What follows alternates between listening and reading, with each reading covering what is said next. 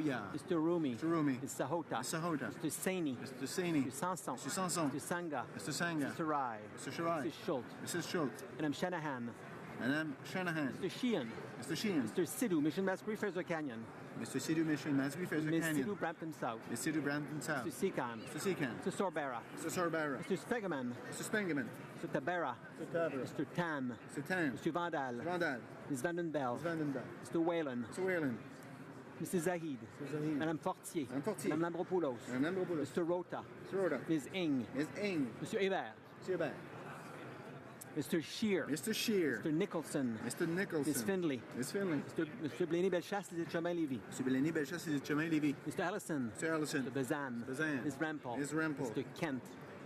Mr. Kent. Mr. O'Toole. Mr. O'Toole. Mr. Reyes. Mr. Reyes. Ms. Bergen. Ms. Bergen. Mr. Poilievre. Monsieur Poilievre. Mr. Fast. Mr. Fast. Mr. Bernier. Monsieur Bernier. Mrs. McLeod, Kamloops, Thompson, Caribou. Mrs. McLeod, Kamloops, Thompson, Caribou. Mrs. Block. Mrs. Block. Mr. Clement. Mr. Clement. Mr. Van Loan. Van Loan.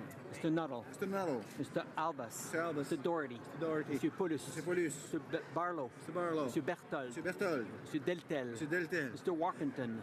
Mr. Workington. Mr. Straw. Mr. Straw. Mrs. Stubbs. Mrs. Stubbs. Ms. Harder. Ms. Harder. Mrs. Wong. Mrs. Wong. Mr. Abul Taif. Mr. Abul Taif. Mr. Kelly. Mr. Kelly. Ms. Gladue. Ms. Gladue. Mr. McColeman. Mr. McColeman. Mr. Warwa. Mr. Warwa. Mr. Sorensen. Mr. Sorensen.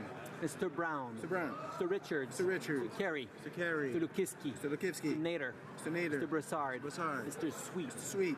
Mr. General. Mr. General. Mr. Anderson. Mr. Anderson. Mrs. Wagenthal. Mrs. Wagenthal. Mr. Soroya. Mr. Soroya. Madame Boucher. Madame Boucher. Mr. O'Brien. Mr. O'Brien. Mr. Trost. Mr. Trost. Mrs. Gallant. Mrs. Gallant. Mr. Falk. Mr. Falk. Mr. Généreux. Mr. Généreux. Mr. Gould. Mr. Gould. Mr. Shipley. Mr. Shipley. Mr. Van Kesteren. Mr. Van Kesteren. Mr. Lake. Mr. Lake. Ms. Leach. Ms. Leach. Mr. Jennis. Mr. Jennis. Mr. Lobb. Mr. Lobb. Mr. Albrecht. Mr. Albrecht. Mr. Dreeshen. Mr. Dreeshen. Mr. Zimmer. Mr. Zimmer. Mr. Hobach. Mr. Holbach. Mr. McGuire. Mr. McGuire. Mr. Cooper. Mr. Cooper. Mr. Clark. Mr. Clark. Mr. Godin. Mr. Godin. Mr. Arnold. Mr. Arnold. Mr. Stanton. Mr. Stanton. Monsieur Lauzon, Stormont, Dassault, Glengarry. Mr. Lauzon, Stormont, Dundas, South Glengarry. Mr. McKenzie.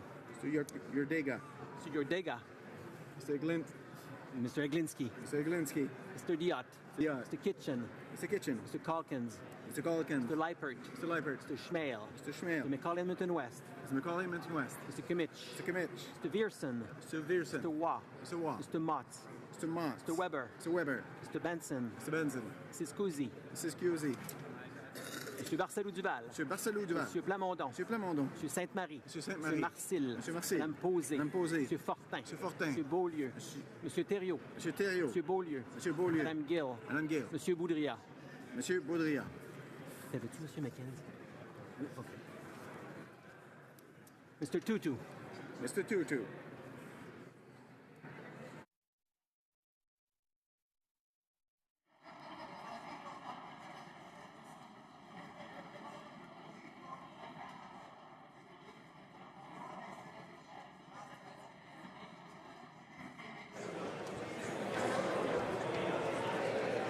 Yeas pour 35, 35. Nays contre 263, 263. I declare motion number 2 defeated. La mise aux voix porte la motion. The vote is on motion 3. Ms. Gladue, seconded by Ms. McLeod, Kamloops Thompson Caribou, moves that Bill C-45 be amended by removing Clause 12.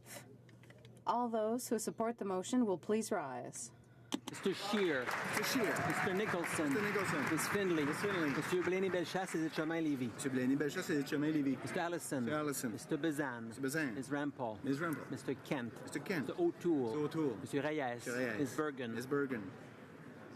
Mr. Poilievre. Poilievre. Mr. Fast. Fast. Mr. Bernier. Mr. Bernier. Mrs. McLeod, Kamloops, Thompson, Caribou. Mrs. McLeod, Kamloops, Thompson, Caribou. Mrs. Block. Mrs. Block. Mr. Clement. Mr. Clement. Mr. Van Loan. Van Loan. Mr. Nuttall. Mr. Nuttall. Mr. Albus. Mr. Albus. Mr. Doherty. Doherty. Mr. Paulus. Mr. Paulus. Mr. Barlow. Mr. Barlow.